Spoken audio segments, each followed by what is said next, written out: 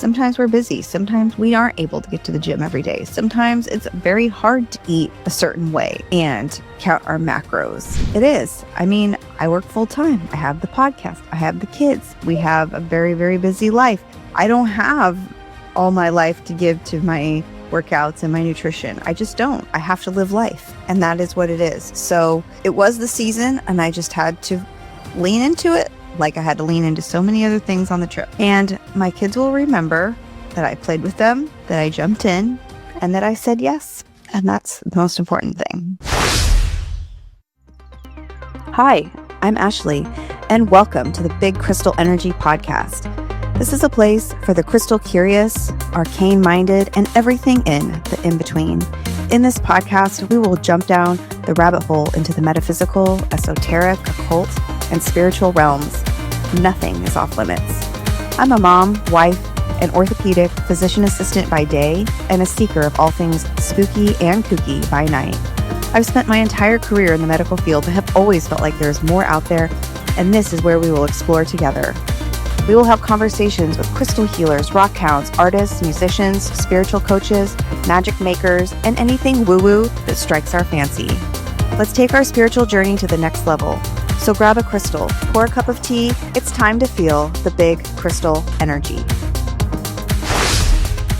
I am Ashleigh, and I am so excited because today's episode is so personal. I'm taking you with me on a recap of the number one trip on my lifetime bucket list. And I know you guys have heard me been yapping on about Iceland for quite some time. And today's the day I'm doing the episode. Initially, I thought I would be able to pop on and do this episode right when we got back from our travels, but I needed some time to process things. I needed time to reflect and just put my head around the experience, because even though we were gone for quite some time, it still felt very fast and furious. And it's really something special. I mean, I could basically be an American spokesperson for Iceland at this point, because hands down, my favorite place I've ever been in my life. I'm not as well traveled as maybe some of you all, and maybe I'm more traveled than some people, but this was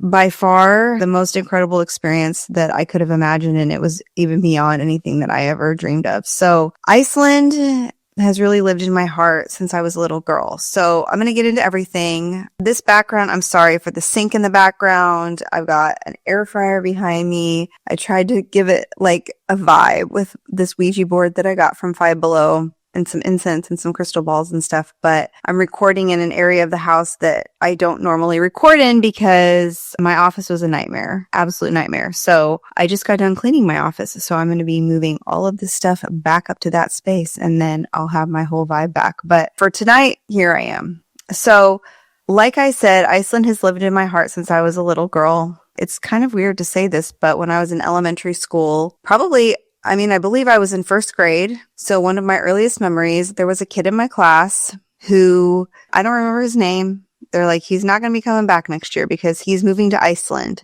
And I was like, what? What is this place? And all my years growing up, I was obsessed with geography. And so I was like, oh, where is Iceland? And I saw it, and then this obsession began. And when I met my college bestie, Adrian, that love really just deepened because he was also obsessed. So we would get together. We would make Icelandic cookies. We always exchanged Icelandic gifts for our birthdays or different holidays. And that tradition still continues. I mean, as much as I can, I try to find stuff Icelandic for him and send it to him. And he sends me Icelandic stuff. And it's just like a really fun exchange over the years. And in my mind, I always imagined that we would travel together on this journey with our families. But the timing is just not right for him. But the timing was right for me. And I knew I had to follow the call in my heart, in my mind, in my bank. So I told my husband, we're going to go next year. This was 2024. I'm tired of saying I want to go. I'm tired of having this dream. I'm tired of having this on my bucket list. It's time. And I have a very supportive spouse. And he was like, okay, sure, whatever you want to do. And I knew that Iceland was very expensive. So it was going to take a lot of planning, a lot of saving, and I didn't want to just go for a week. I didn't want to feel rushed. So I started saving and I started putting the plan in motion. And so it really was a whole year. And so we ended up spending 18 days there.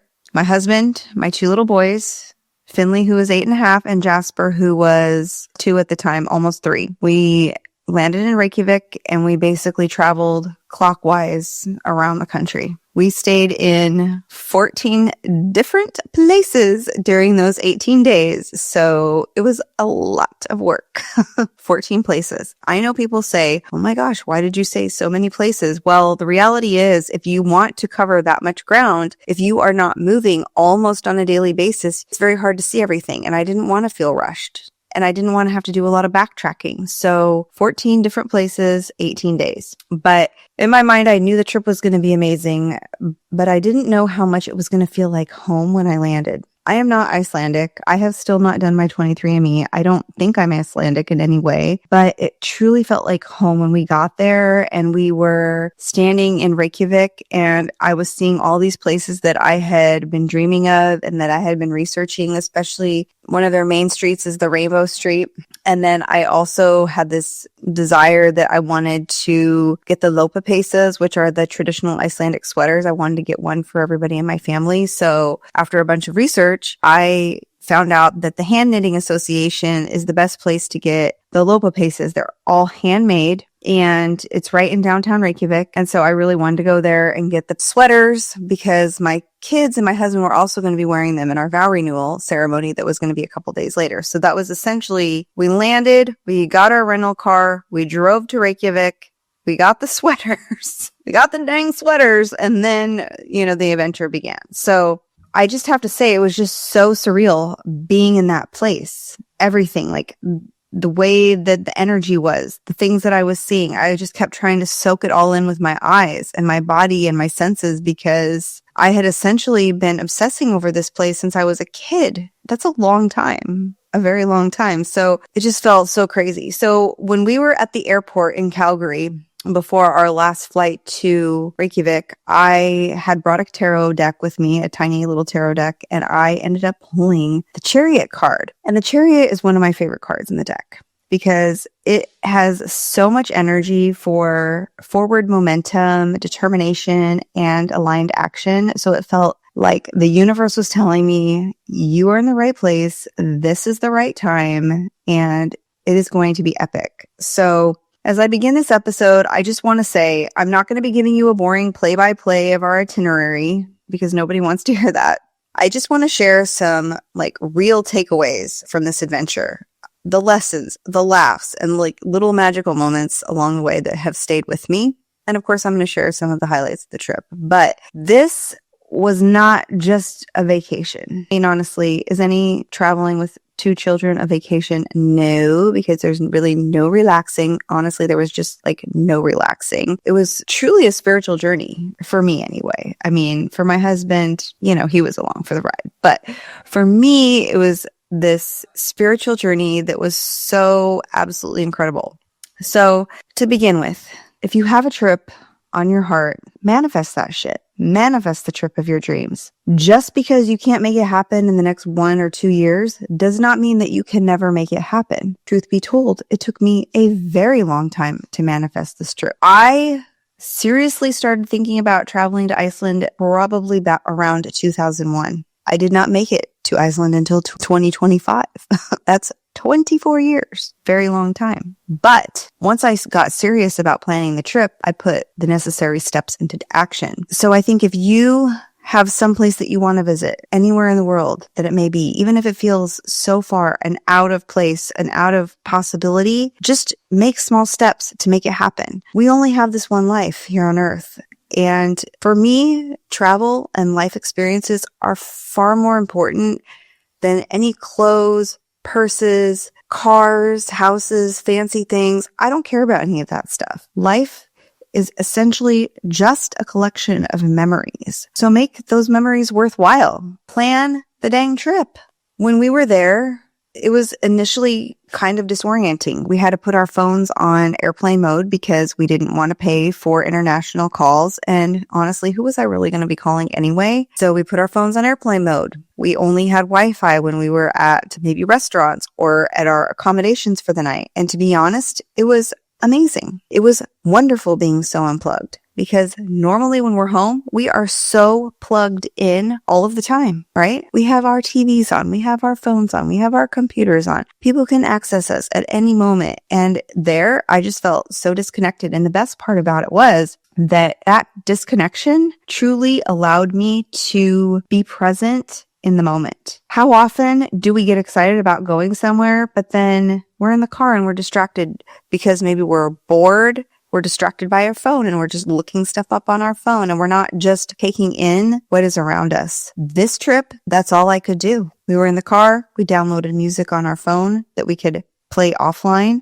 We had the soundtrack. We had the background. We had my husband and I. We had the kids, and that was it. Everybody had to deal.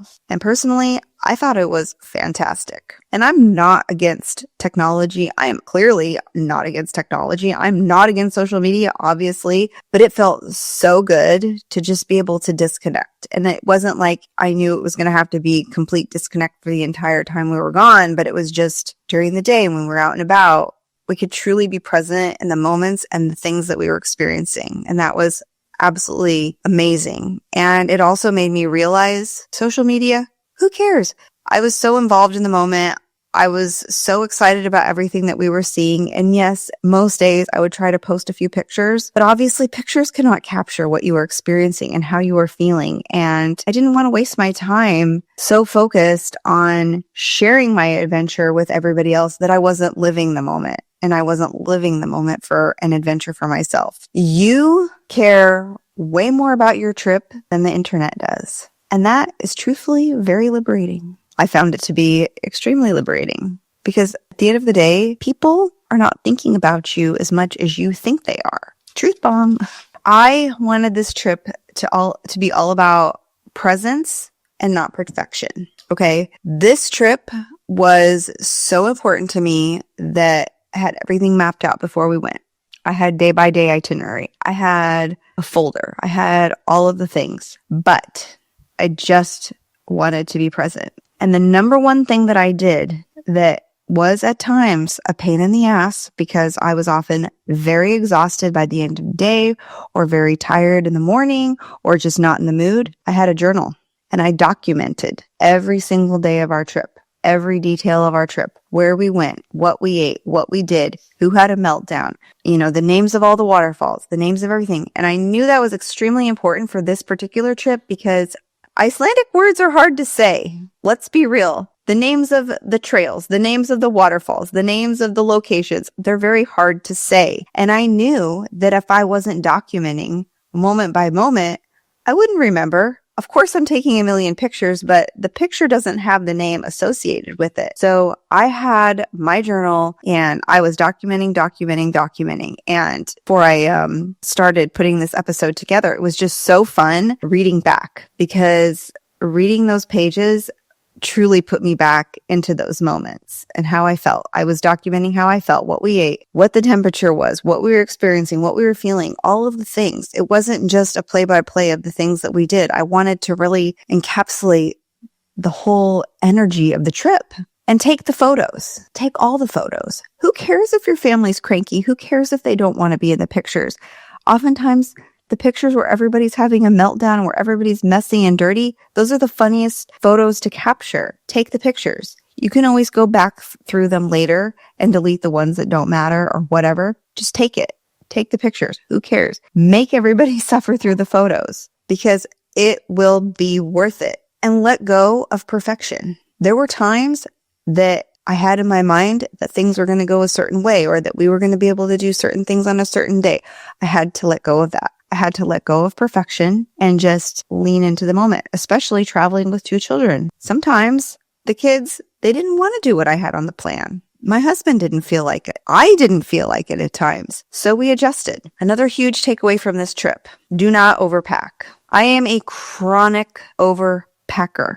you guys. Chronic. I can't even believe how much crap I normally pack for trips. And I knew that I wanted this one to be different because I didn't want to spend so much time thinking about our clothes or packing or unpacking. I knew we were going to be traveling around to so many different places. We were going to be in and out of so many different accommodations in our car and all of the things. Obviously, I had to pack a lot of stuff. We were gone for 3 weeks and it was a cold climate. And then we were going to be going to New York City, which was going to be a very hot climate. So I had to pack a lot of stuff, but I did the research ahead of time and made sure that I really just packed what we needed. The one thing that I did not plan for was the laundry situation. So here I am thinking I'm being so smart by only packing maybe a week or a little more than a week's worth of clothes because I'm like, you know what? It's fine. We'll be able to wash clothes as we move along. Well, in the end, it all worked out fine. But let me tell you, Europeans are not the same as us Americans. They do not have washers and dryers everywhere. Typically, maybe in some instances, they have washers, but they do not have dryers. And when you have a very large amount of clothes to wash, not being able to dry them is kind of a problem, especially if you're only going to be staying in that location for one night and you don't have a clothesline and you have nowhere to really dry anything. So just saying, if you're going to be traveling to Europe anytime in the near future and you are not aware of these things, please evaluate the laundry situation before you go, because I did not. We got lucky because we had a couple places that ended up having full washer and dryer. And so it all worked out in the end. But it's not that easy over there. Not as easy as you may think. And this all truly taught me about resilience.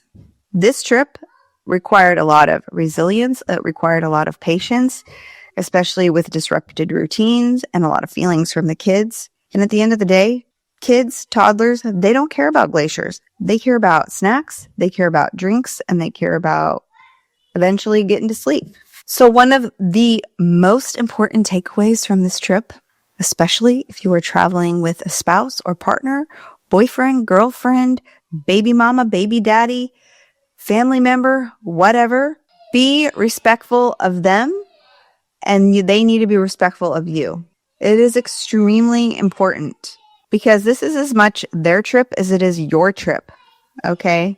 During the initial part of the trip, John was not as invested. He had let me do all the planning for this trip, which is very unusual for him because he usually likes to take the rein with travel planning. But he knew this was very important for me.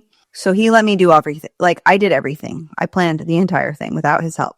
And in the beginning, we had my itinerary. We were following the itinerary. We were going along with whatever was next in line. I had the whole thing mapped out as far as how close the locations were. So we weren't driving, all of the things, right? I spent so much time coordinating all this. But as the trip progressed, he really leaned into the whole thing and realized Iceland is freaking cool. And he got more invested in our daily itineraries, which was actually so great because when you are with your children, oftentimes as moms, they need a lot of mothering. So we ended up just finding our roles. I would manage the kids. I would help with the I would help get things packed up, coordinated, organized. And then John would help kind of figure out our daily itinerary if we were going from one place to the next. And we really found our pattern with our strengths. And I think another very important aspect of all this is to compliment your partner from time to time. It was a high tension situation on most days. The kids are screaming in the car. There's chaos everywhere.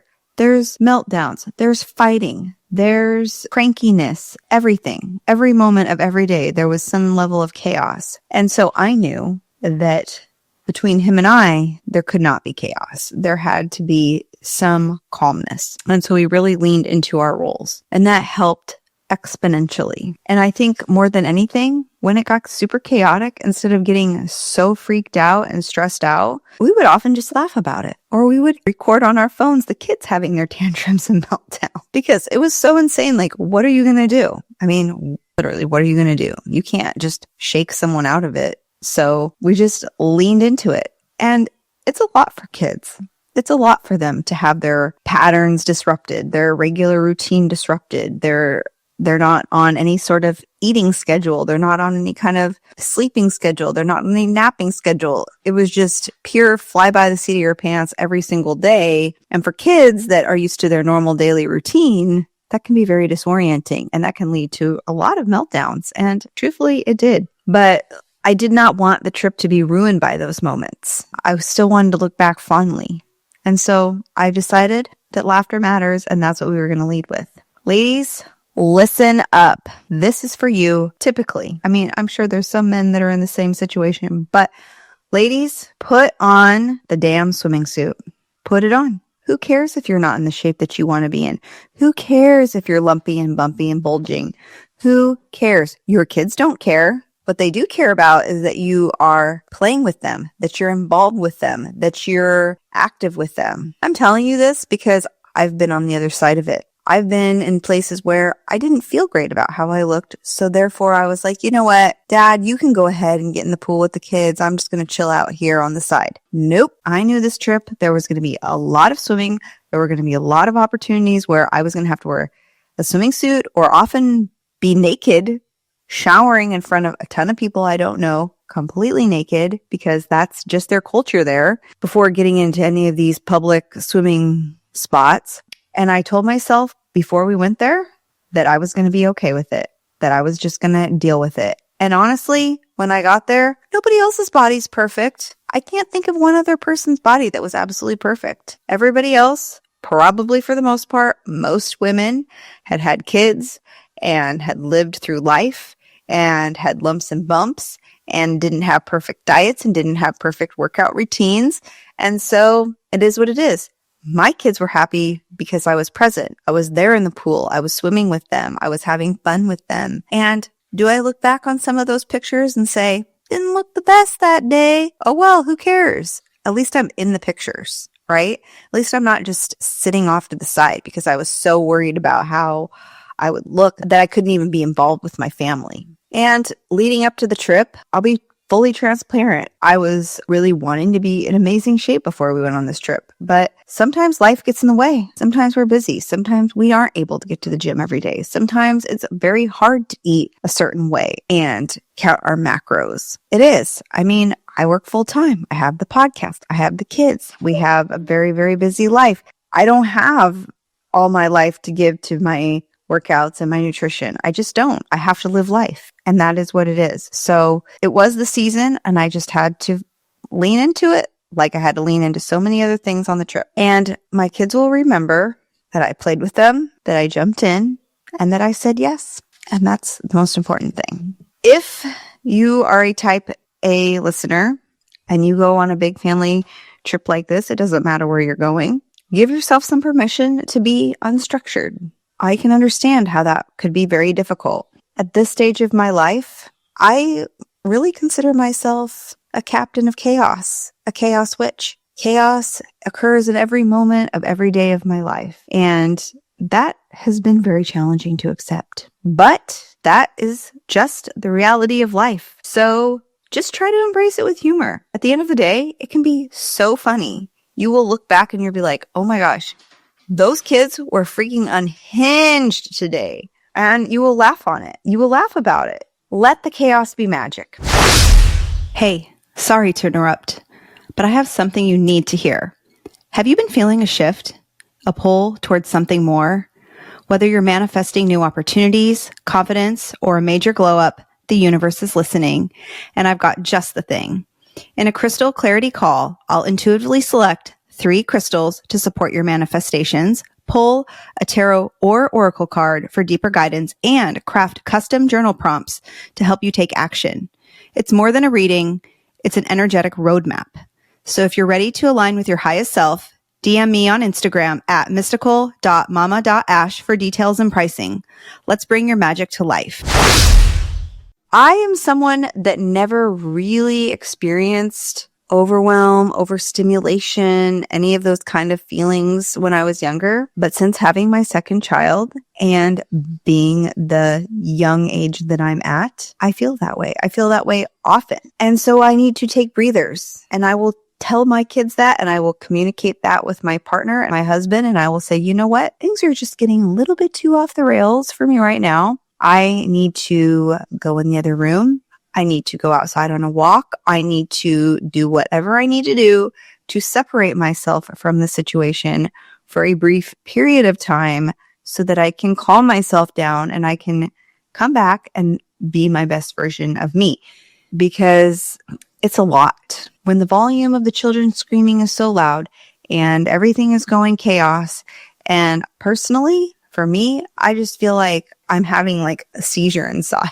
And it's hard for my husband to understand because he does not really get overstimulated. He does not really get overwhelmed because he has ADHD. So when all this stuff is happening with the kids, it's just normal for him. It's just whatever is floating around in his head already, and it does not bother him. But for me, it becomes extremely dysregulating and extremely overwhelming. And I just want to like internally freak out.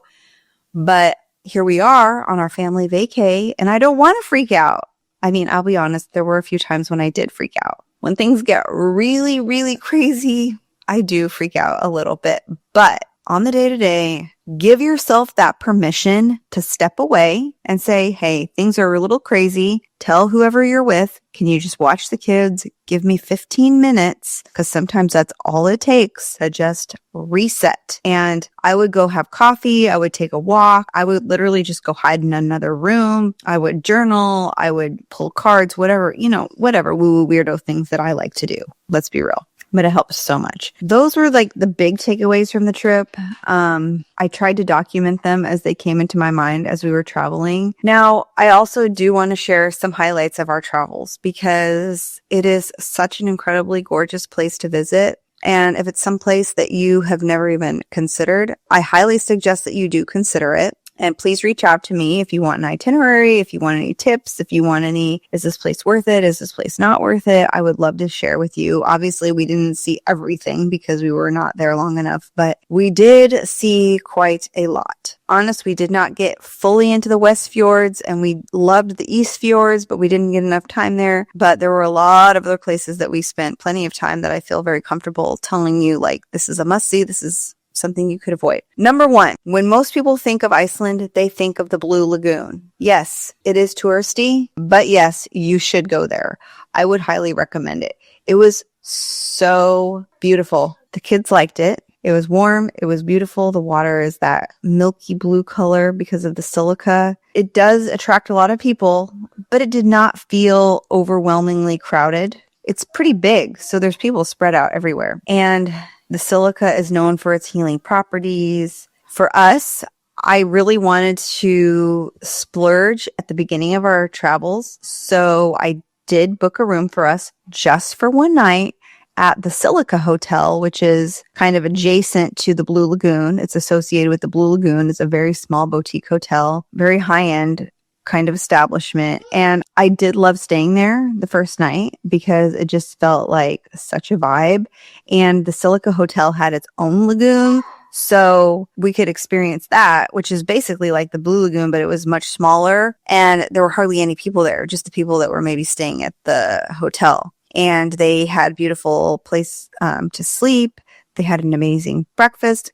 And you got VIP access to the Blue Lagoon. So the VIP access basically includes getting in without, avoiding the lines. You had access to robes and certain things in the locker room. And then you also got 2 drinks at their bar. You could kind of swim up to the bar and order whatever kinds of drinks you want, alcoholic, non-alcoholic, whatever it is. And that was for me, John, and the kids. And so that was really lovely. And we also ate at the Lava Hotel, the Lava Restaurant, which is right there at the Blue Lagoon. It's kind of a high-end restaurant. I would say if you're staying there, you might as well eat there because once you're at the Blue Lagoon, you're kind of isolated because Reykjavik is pretty far away. So get a reservation and just stay there and eat. The food was really good. The kids had a great time. The whole experience was definitely 10 out of 10. It was like an ultimate indulgence at the beginning of the trip. Are you a souvenir person on vacation? I would say I am. Yes and no. It depends. I mean, I'm a souvenir person as far as I like to get things that are very specific to the place that we're traveling. I don't really like to get cheesy stuff, right? I'm not all about like necessarily getting t-shirts and magnets and cups and shot glasses and all that stuff. That doesn't interest me at all. But Iceland is very known for their handmade lopapesas, which is their traditional Icelandic sweaters. And I mentioned this earlier. If you go to Iceland and you want to get a souvenir, my number one recommendation is just get one souvenir and just get the sweater, because they are handmade. They are one of a kind. They are very expensive. I mean, they are probably almost like $350 for an adult sweater, but they will last you a lifetime. And the patterns are traditional to Iceland. They're not trendy. The colors are not whatever. It's just like they are what they are. But they are insanely warm. Yes, they are a bit scratchy, but I've been told that you can get the proper soap to wash them and they get softer over time. But they are made from the sheep. And I will let you know that there are more sheep in Iceland than there are people. So they shave the sheep or they cut the sheep's wool and they make these sweaters. And the other thing that I was told is that they should actually charge more money for them than what they do, because the amount of time that it takes for one person to make one of these sweaters, it takes so much time and effort that the amount of money that they make off of the sweater is basically like nothing. And so, you can get these sweaters in all different shops. I personally use the Hand Knitting Association, which is in downtown Reykjavik. It's a very famous little building. It's a family-owned place. So when you walk in, if you've been looking at the shop from their website or online or whatnot, the people that you see are the people that are working in the shop. And they also not only have the sweaters, they also carry other hand items such as ornaments, or I bought this particular little doll. They have the hand woven soaps, wool soaps, all these different things. So they have a lot of different things that you can buy there. I bought a beautiful hat that had like a really cool pom-pom on the top, but it's not cheap, but it's really the only thing that you need to take home. I mean, I have this hat and I got some other baubles while we were there, but the most significant was the sweater, because I could literally use that sweater for the rest of my life. That felt very special. Actually, I bought two. I bought a red one and a gray one, and they're so cute. My husband got a black one, a black sweater with a hoodie, and then Jasper got one that's a little cardigan, and Finley got a sweater, and Finley hated his because he said it's way too scratchy, and Jasper wore his without any issues. And if you've been following any of my social media, you can see how adorable my little Jasper is in his lopapesa, because it is epically cute. I would say one of the most significant highlights of our trip was our vow renewal. Now, the actual day of our wedding anniversary did not fall while we were in Iceland, and it's coming up upon our 14-year wedding anniversary, and 14 is not like a specifically significant year, but I knew that when we were traveling to Iceland, I wanted to plan a vow renewal, because I felt like, number one, I want to get some epic photos from this trip, and what a better place for us to recommit ourselves to each other in front of our children than on this journey. And so a year ago in June, I was researching photographers, and I knew the kind of vibe that I wanted for our photos. I did not want just traditional photos. I wanted them to feel dark and moody and witchy and magical. So I was communicating with a few different photographers there in Iceland, and eventually I came across Steph Zakis. And when I saw her work, immediately I knew that she had to be our photographer. And she was fantastic from day one. She kept in contact with me throughout the entire year, offering suggestions. And I really left it up to her. I said, I don't know the country. I don't know where to suggest we go. I'm going to have the kids with me. You tell me where we should go. And I don't want to wear a white dress. I want to wear a black dress. And I want to do a hand fasting. And I had little things that I wanted to do. And she was like, yes, let's do it. So the day of the vow renewal, she met us at our hotel at 8:00 in the morning. And then we headed out on our adventure. And I have to say that I knew it might be chilly, but it was freaking cold. It was so cold. And my dress was velvet and lace, and on the top it was just my skin and the lace, and it was really cold because in certain areas The wind was blowing so hard. We had a walk. I had a black sweater that I was wearing, and I had to wear the sweater. I ended up having to wear the sweater in a lot of the photos because it was just way too cold. I'm happy the kids had their Lopa Paces on because they were relatively warm, but they did complain that they were a little bit cold. But the photographs we got were absolutely incredible. Life-changing photos. Steph was wonderful. She was so sweet with the kids. She was so good with us. She made us all feel so comfortable, and it was truly a wonderful experience with her. So we went to all these different locations, and then at the end, we went to this area where there was all these beautiful, gorgeous lupin flowers and a waterfall. And at that moment, the sun was out. The sun was shining. It was not windy in that area. I did not have to wear my big black sweater, and John and I were able to exchange our vows and do our little hand fasting, which is basically an ancient pagan ritual where the hands are bound together with a cord to symbolize unity. So I had this beautiful cord that I had brought with me, and then we exchanged necklaces that had bronze hand pendants on them instead of rings and things like that, because for us with our jobs, we really don't wear much jewelry. I mean, I love earrings,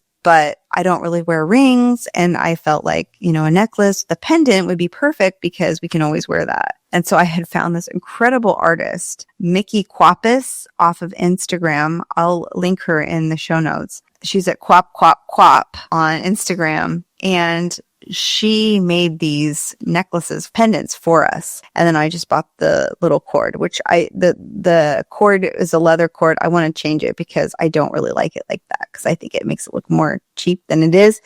Yeah. So it was these beautiful handmade hands, and I love hands, and I do hand surgery, and I think hands are really cool. So it all just came together, and Steph was awesome. And not only that, I felt like she was just a true kindred spirit. She is also a very witchy and very magical individual. She loves similar music to me. A week after I did my photos with her, she was at a Nine Inch Nails concert, and I was like, oh my God, that's so crazy. That is so me. So she's going to come on the podcast here. Probably the episode with her will not be airing until next year, but I definitely want to get it recorded because she is so magical. And she has her own business, and she has her own life in Iceland, and just, she's such a cool person. I cannot wait to share her with you guys. So we also did this snorkeling adventure in Silfra. And Silfra is a fissure between the North American and Eurasian tectonic plates. And it's filled with glacial melt water that's filtered through volcanic rock for decades, making it some of the clearest water on Earth. And this adventure was just so peaceful and otherworldly, and it just kind of made you feel so tiny and infinite all at once. So yes, the water was freezing cold, but we had dry suits. So initially when we were planning the trip, I was like, I don't know if this is something that we can work out because John and I can't go together because we have the kids. But then I was like, you know what? We can just go at separate times. And it worked out perfectly. So I went, I had my adventure. He took the kids, and then later on, he went and had his own adventure, and it was just so cool. It's like the only place on Earth that you can have an experience like this. So if you're in Iceland, I highly recommend booking your Silfra snorkeling experience because it's worth it. While we were in Silfra, we were also experiencing the Golden Circle, which is a famous part of Iceland, and it encapsulates a lot of famous things that are there. So we saw the big geyser, which is like the original geyser, and the kids were absolutely obsessed with this. We had to watch it explode over and over and over again. I got a lot of fun footage. We went and saw Gulfoss, which was this insane waterfall. It was so crazy huge. Pictures, of course, do not do it justice. We did see a lot of other waterfalls on our trip, such as Godafoss, Dedafoss. Just seemed like everywhere we went, it was like, oh my gosh, there's another epic waterfall. Oh my goodness. I mean, Iceland is known for their waterfalls, and it's just hard to understand the power of the waterfall until you're up next to it. There's smaller ones. There's these huge epic ones that just feel so all-encompassing, and oh my gosh, totally magical. I did have a lot of kind of spiritual and witchy moments on this trip. One of them being the Museum of Sorcery and Witchcraft in Holmavik. Holmavik is in the West Fjords, not way into the West Fjords, but kind of on the edge. And I had heard about this particular museum in this little town. So I knew that it had to be a destination on our itinerary. And this is a museum dedicated to Icelandic folk magic, sorcery, and witchcraft. It includes grimoires, runes, and even these necro pants. Yes, they were skin pants. I got pictures with them. I'm going to do a full episode on the Museum of Sorcery and Witchcraft in Holmavik at some point because it's like a whole thing. We also had this very synchronistic moment where there was this place called Petra's Stone Collection, and it was this woman that had collected all these stones and crystals and rocks from Iceland throughout her life. And it was a destination that I desperately wanted to visit. But when I was doing my itinerary, I was like, there's just no way that this is going to work out with our travel plans. And somehow synchronistically, we ended up in the parking lot right across from Petra's Stone Collection, and I was able to go, and it worked out so cool. And I have to do a full episode on that place too, because it's just chef's kiss, absolutely incredible. The story behind it's amazing. We saw so many beautiful stones and crystals that are just stunning and magical, and I just want to share that experience with you guys as well. I got at the Museum of Sorcery and Witchcraft, I got a Nordic Myth tarot deck, which was really cool. I was really proud of myself because that was the only deck that I bought on the whole trip. Not that there were that many other ones available, but it was perfect for our travels, and the imagery of the deck is so cool. The cherry on top was at the end of the trip when I got my magical tattoo with Henny, who is the owner of Moonchild Tattooing. And Henny and I had been going back and forth for the past year regarding my tattoo design, and it just turned out perfect. It's so beautiful and so delicate. And yeah, that whole experience was really cool too. Other things that we experienced, we saw the famous puffins in the outside of the town of Vik. We collected volcanic sand at Diamond Beach and saw the old pieces of glacier ice that had broken off that were like 1,000 years old. And they wash up on the shore on the black sand, and they look like diamonds. We went to, the kids loved eating the 1,000-year-old glacier ice. They thought that was so cool. We did this crazy long hike up to this thermal river. My husband told me, I don't think it's a very long hike, but it ended up being over 6 miles. And with 2 little kids, let me just say, it was a lot. We experienced the summer solstice there. Iceland is light out about 24 hours a day. So that was very interesting. It's not a problem because everywhere you stay, they have blackout curtains. I loved all the gnome houses. I mean, I don't know if they necessarily call them gnome houses, but they look like gnome houses to me because they have the turf roofs. And I've had a lifelong obsession with gnomes. And I brought our gnome hats from Halloween last year. And I made sure that I took pictures of myself and the kids in our gnome hats. And they are so freaking cute. You can see some of them on my Instagram. We stayed in this town called Siglufjordur, which is like the most northern town in Iceland. And it was literally like out of a storybook. And it was so freaking beautiful. We enjoyed their local brewery and talking with locals and people that were also traveling. It was, oh my gosh, so incredible. There's another town in the north called Akureyri. We went to the forest lagoon there, which was beautiful. There's a place, this geothermal area called Hevrir, where they have the ground is just kind of bubbling and there's like all these gases and stuff. And so it smells really stinky. It smells like rotten eggs everywhere. Finley was not a fan. Jasper thought it was awesome. We were at this glacier lagoon that was down by the Diamond Beach. So we got to take a boat ride and see these pieces of the glacier that had broken off and that were floating in the glacier lagoon. Eventually they flow out into the ocean, and then some pieces will come back and land on the Diamond Beach. But the kids thought it was so cool when the guide was able to give them little pieces of the ice, and they said that they're probably like at least 1,000 years old. So that felt really neat. I myself was like, you know what? Everybody's been touching that ice. I think I can pass. But the kids, they don't care about that kind of stuff. Gosh, it was just like everywhere we went truly felt magical. I would find myself saying on a daily basis, I love it here. I never want to leave this place. It's so incredible. It's so beautiful. It's so clean. People are so nice. these lava fields that are covered in this incredible moss. They don't want you to touch it because it takes like 100 years for that moss to grow. I mean, there's just so many amazing places that we visited. I can't even begin to explain all of them. I mean, that's why I had my journal. The basalt cliffs, the Boudir Black Church. I mean, it goes on and on. I'm going to post more pictures. I mean, if you follow my Instagram, you can see I've already posted quite a few pictures. And most people really don't care. I just want to do this episode because it was just such a culmination of so many years and so much excitement and so much magic and spirituality that I just wanted to share it with you all. As we close on today's episode, I just want to say this trip wasn't just a vacation. For me, it was a pilgrimage, a soul awakening. Iceland cracked open something ancient inside me, something wild, something sacred, something ready to rise. From the whispering waterfalls and steaming earth to the charged silence between tectonic plates, every step felt like a spell. It was a reminder that we're not separate from the land. We are the land, the lava in our veins, the stardust in our bones, the fire that's always been waiting to be reignited. Since returning home, I've felt the shift. The magic is louder, the call is stronger, and I know I'll be back. Iceland will call me once again. It will definitely call me again. So if you're feeling the pull, follow it. Your own sacred path might just be waiting in the mossy cliffs, in the geothermal breath of the earth, or in the stillness of the midnight sun.